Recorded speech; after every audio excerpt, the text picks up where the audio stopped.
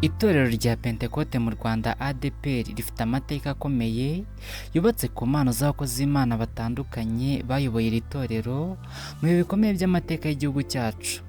Uyu munsi tugiye kurebera hamwe abapasiteri n'abavugizi bakomeye bagiye bafata ibyemezo n'inshingano zo kuyobora iri torero kuva kuri Revera Pasitori Gabriel Kapitura mu myaka y'1940 kugeza kuri Revera Isaïe Ndayizeye uyoboye ubu. Niba ukunda kumenya amateka n'ukuri ku nkingi zo kwizera mu Rwanda, kora subscribe niba utarayikora, ubundi tubane kugeza ku musozi w'iki kiganiro. Ku mwanya wa mbere turasanga Revera Pasitori Gabriel Kapitura. Revera Pasitori Gabriel Kapitura niwe wabaye umuvugizi n'umuyobozi mukuru wa mbere w'itorero rya Pentekote mu Rwanda ADEPR. Ni umwe mu nkingi za mwamba n'amateka akomeye y'iri torero kuva ryagera mu gihugu cy'u Rwanda. Mu gihe abamisiyoneri b'Abasuwede bageraga mu Rwanda mu 1940, niwe mukozi w'Imana w'umunyarwanda waje kugira umuvugizi wa mbere wemeye n'amategeko y'iri torero. Ku ngoma ye ADEPR ifite icyicaro gikuru i Gihundwe mu cyahoze ari Cyangugu, ubu ni mu karere ka Rusizi. Mu myaka y'1980 ubwo leta yasabaga ko icyicaro cy'itorero kigomba kwimukira i Kigali, Pasitori Kapitura byaramugoye kwimukira i Kigali. Ibyo byatumye asaba Revera Pasitori Joseph Nsanzurwimo wari uvuye kwiga mu Bubiligi kuba amuhagarariye i Kigali, ari nawe waje kumusimbura ku buyobozi mu 1984. Pasitori Gabriel Kapitura yari yarashakanye na Ana Nyiramakaniye kandi bari bafite abana 11. Nyuma ya Jenoside yakorewe Abatutsi mu 1994, Pasitori Kapitura yaje kwimukira mu gihugu cy'Ububiligi, ari naho yabanaga n'umuryango we kugeza ubwo yitabaga Imana aguye muri iki gihugu. Ku mwanya wa kabiri turasanga Revera Pasitori Joseph Nsanzurwimo. Revera Pasitori Joseph Nsanzurwimo yahoze ari umuvugizi n'umuyobozi mukuru w'itorero rya Pentekote mu Rwanda ADEPR, akaba ari umwe mu bantu bafite amateka akomeye yaryo, ariko nanone akaba akurikiranyweho uruhare muri Jenoside yakorewe Abatutsi mu 1994. Nsanzurwimo yayoboye iri torero guhera mu myaka y'1984 kugeza muri Nyakanga 1994 ubwo yahungaga igihugu. Yasimbuye Kapitura Gabriel ku buyobozi. Mu myaka y'1980 yagize uruhare mu ishingwa rya ADEPR nk'umuryango wari ufite icyicaro i Gihundwe witwaga Association d'Entraide des Églises Pentecote u Rwanda. Yanditse igitabo kivuga ku mateka ya ADEPR kuva mu mwaka w'1960 kugeza mu 1993.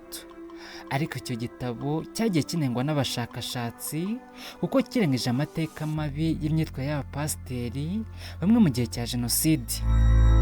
Urukiko Gacaca rwa Gihundwe rwamukatiye igifungo cya burundu adahari nyuma yo guhamya icyaha cy'uruhare mu mugambi wa Jenoside yakorewe Abatutsi. Abarokotse Jenoside bamushinja uruhare n'ubufatanyacyaha mu bwicanyi bwabereye ku ishuri rya JS Gihundwe mu karere ka Rusizi no ku rusengero rwa ADEPR Nyabisindi Muhanga, aho abagore n'abakobwa bahohotewe bikomeye. Bitewe n'ibi bimenyetso, itorero rya ADEPR ryamwirukanye burundu mu mubare w'abapasiteri 35 bafatanyije cyangwa bahamijwe ibyaha bya Jenoside. Nyuma yo guhunga u Rwanda mu 1994, yabanje kunyura muri Kenya hanyuma aza kwimukira mu Bubiligi, ari nta kiba kugeza ubu. Ageze mu Bubiligi yashinze itorero rikaba ribamo abayoboke benshi b'Abarundi n'Abanyarwanda. Mu mwaka wa 2010 yatsinze urubanza ruregamo televiziyo y'Ababiligi RTBF yayoborwaga n'umunyamakuru wamushinzaga uruhare muri Jenoside. RTBF yatsinzwe kubera amakosa mu buryo bwo gutangaza amakuru yo guharabika icyo gihe. Kugeza ubu abarokotse Jenoside yakorewe Abatutsi Gihundwe n'inzego z'ubutabera mu Rwanda bakomeje gusaba ko afatwa agacyurwa kuburanishwa. Ku mwanya wa gatatu turasanga Pasitori Jacques Kayihura.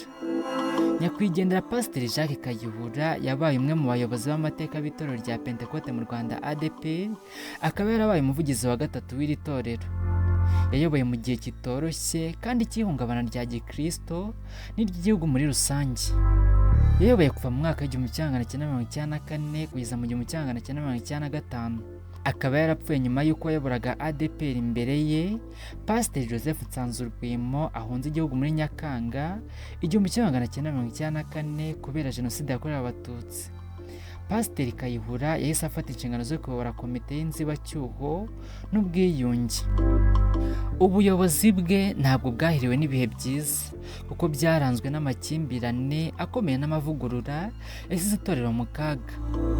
Mu mwaka w'1995 kugeza mu 1996 yahiritswe ku buyobozi n'agatsiko k'abayoboke b'itorero kahoze kayobowe na Pasiteri Munonoka. Muri icyo gihe cy'amakimbirane ADEPR imwemo ibice bibiri, igice kimwe kimukira Igihogwe mu Gasabo, ikindi gice kijya mu Gacinjiro muri Nyarugenge. Pasitori Kayihura Jacques azwi nk'umwe mu batangabuhamya b'imena bo ku itorero rya ADEPR ryatangiye Rusizi Gihundwe mu mwaka w'1940 n'ukuntu ryagutse mu gihugu hose. Pasitori Kayihura yitabye Imana, akaba yarashyinguwe mu cyubahiro n'akabara k'abanyetorero n'abayobozi b'itorero. Ku mwanya wa 4 turasanga Pasitori Usabwimana Samuel.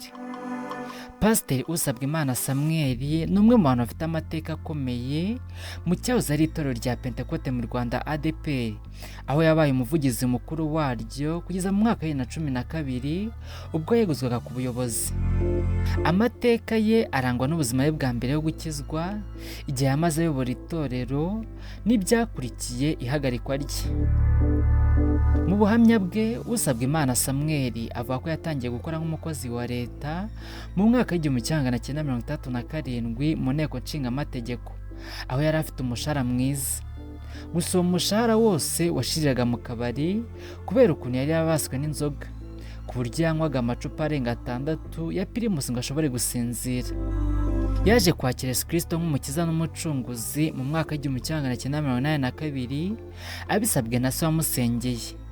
Kuva ubwo Imana yamukuye mu mwijima w'ubusinzi, bituma atangira urugendo rw'ivugabutumwa kugeza abaye umupasiteri. Revera Usabwimana Samuel yayoboye ADEPR mu gihe cy'imyaka itari mike nyuma ya jenoside yakorewe Abatutsi. Muri icyo gihe we na bagenzi be banyuranye bagerageje kwagura itorero mu bikorwa by'ivugabutumwa n'imishinga itandukanye. Mu mpera z'ubuyobozi bwe mu itorero rya ADEPR havutse amakimbirane n'amacakubiri ashingiye ku miyoborere n'imicungire y'umutungo.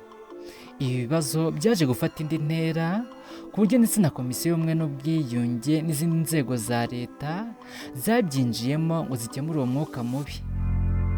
Kubera ibyo bibazo by'amakimbirane yari mu itorero, mu kwezi kwa Kanama 2012 komite yari iyobowe na Pasitori Usabwimana Samuel yaje kweguzwa ku buyobozi bwa ADEPR. Mu kwezi kwa Nzeri 2012 hashyizweho komite y'inzibacyuho yari iyobowe na Pasitori Sibomana Jean. Nyuma yo kuva ku buyobozi no guhabwa ikiruhuko cy'izabukuru, Pasitori Samuel ntiyigeze yongera kugaragara asengera mu nsengero za ADEPR. Hari amakuru yavugaga ko yahagaritswe, ariko ubuyobozi bwa ADEPR bwo bwagize buti yirukanye kuko bamusabye kujya gusengera aho bamwohereje, ariko we agahitamo gusengera iwe mu rugo.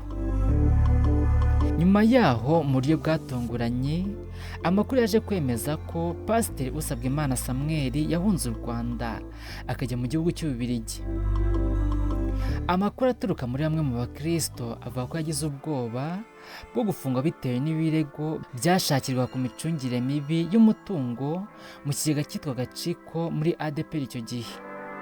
Nubwo ari mu mahanga i Burayi, Usabwimana Samuel aracyagaragara mu bikorwa by'ivugabutumwa, aho rimwe na rimwe yumvikana mu bitangazamakuru bitandukanye byo kuri interinete cyangwa ku mbuga nkoranyambaga atanga ubuhamya, kandi akora n'ivugabutumwa ku makoraniro y'Abanyarwanda bari hanze y'igihugu nko muri Canada.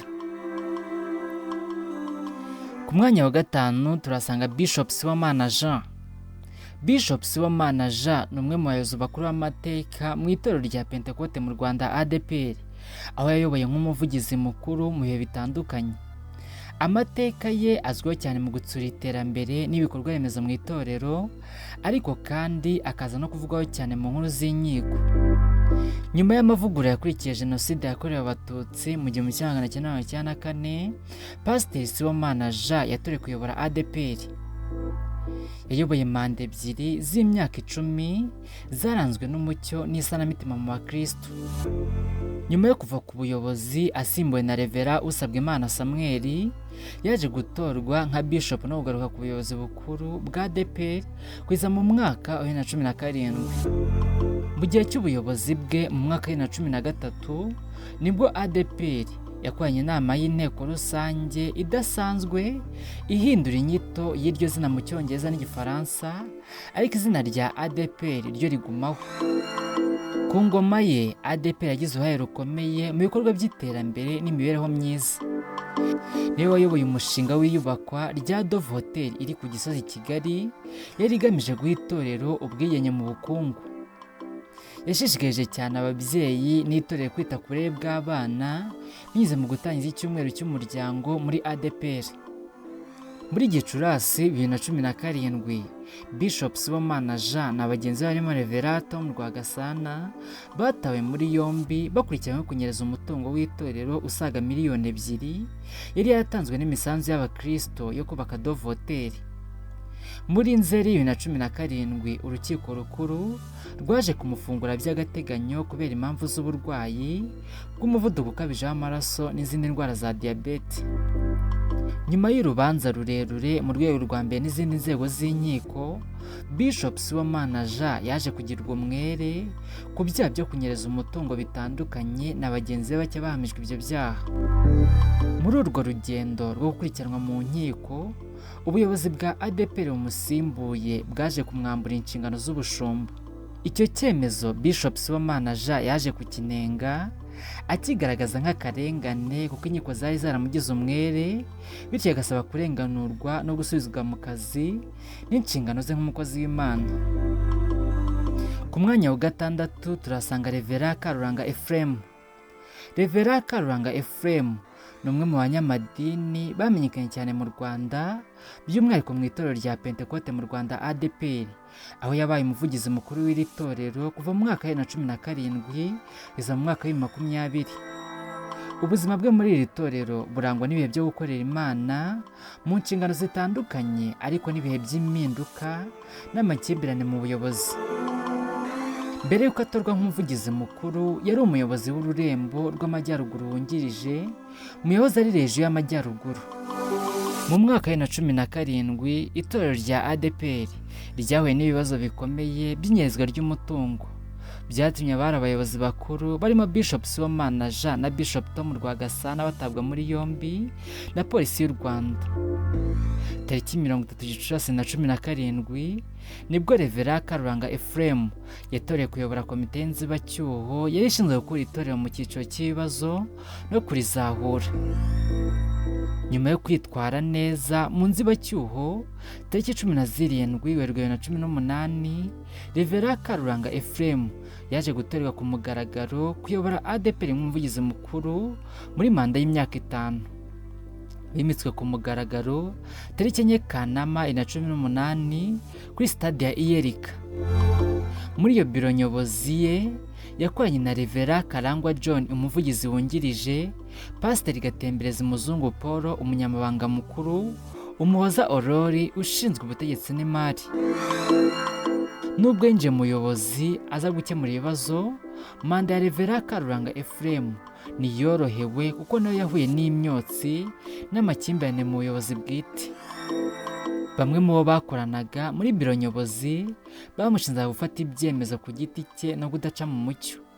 Hakunze kuvuga n'ikibazo cy'impamyabumenyi z'iyobokamana teoloji kuri we n'umwungirije. Itegeko rya RGB ryo muri 2018 ryasabaga abayobozi b'amadini kuba bafite impamyabumenyi ya kaminuza, mu gihe ishuri rikuru rya FATEC rya ADEPR ryafatwaga nk'iritaremererwa neza n'inama y'igihugu y'amashuri makuru HEC. Nyuma y'ubwumvikane buke n'ibibazo byakomeje kwivugira mu itorero rya ADEPR, itorero ryaje gufatirwa ibyemezo bikomeye n'urwego rw'igihugu rw'imiyoborere RGB, maze mu Ukwakira 20, komite ya Revera Karuranga iseswa burundu idashoje manda yayo. yasimbuwe na komite nshya yari iyobowe na Pasitori Isaïe Ndayizeye. Kuva icyo gihe Ephrem Karuranga Ephrem yahise ava mu buyobozi bukuru bwa ADEPR, ariko akomeza kuba umwe mu bapasiteri n'abashumba basanzwe muri iri torero. Ku mwanya wa 7 turasanga Ephrem Isaïe Ndayizeye. Ephrem Isaïe Ndayizeye ni umushumba mukuru w'itorero rya Pentekote mu Rwanda ADEPR, akaba ari we uyobora iri torero kuva mu mwaka wa 2020. Amateka ye n'urugendo rwe mu nshingano birangwa n'ibi bikurikira. Yavutse n'ubundi mu muryango wa Gikristo, akaba yaratorewe ndetse akagira n'umupasiteri mu muryango wa ADEPR. Afite impamyabumenyi y'icyiciro cya 2 cya kaminuza Bachelor Degree mu bijyanye n'uburezi education. Nyuma yaho yakurikiranye n'amasomo y'icyiciro cya 2 cya kaminuza mu bijyanye n'ivugabutumwa Postgraduate Diploma in Theology. Yagiye ahabwa impamyabumenyi z'amahugurwa mu bijyanye n'ubuyobozi mu bihugu bitandukanye birimo na Leta Zunze Ubumwe za Amerika ndetse n'igihugu cya Kenya. Mbere yo guhabwa inshingano z'ikirenga mu muryango wa ADEPR, Ephrem Isaïe Ndayizeye yakoze mu nzego zinyuranye. Yabaye umuyobozi mukuru w'umuryango Hope International mu Rwanda. Mbere yaho yari yarabaye n'umuyobozi w'agashami gashinzwe kuzigama no kugurizanya Saving and Credit Association muri uwo muryango. Yabaye umuyobozi wa Nora International Service muri Paruwasi ya Gasave. Mu Ukwakira 20, urwego rw'igihugu rw'imiyoborere RGB rwasheshe ubuyobozi bwajemo ibibazo. Mu Ukwakira 2020, urwego rw'igihugu rw'imiyoborere RGB rwasheshe ubuyobozi bwajemo ibibazo muri ADEPR, maze Pasitori Isaïe Ndayizeye agirwa umuyobozi mukuru w'inzibacyuho mu gihe cy'amezi 12. Tariki 25 Nzeri 2021, inama nkuru y'abashumba ba ADEPR yateraniye i Kigali muri Dove Hotel, yamutoreye kuba umushumba mukuru senior pastor mu muryango, ari nayo nyito nshya yasimbuye yari isanzwe y'umuvugizi wa ADEPR, akaba yaratoreye manda y'imyaka 6.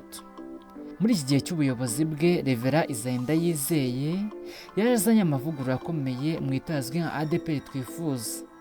Gusa mu bihe bitandukanye, ubuyobozi bwe bwagiye bwagurana ibitekerezo bitandukanye mu itangazamakuru no mu bakristo, aho bamwe bamushima ku bw'amavugurura no gushyira imbere imibereho myiza n'uburezi, mu gihe abandi bamunenze ku bikorwa by'amavugurura y'amategeko agenga abahanzi n'amakimbirane amwe n'amwe y'imbere mu itorero. Mushimira gukurikirana ikiganiro cyose kuri Mugisha TV, mukomeze gukanda subscribe. Ndabashimiye.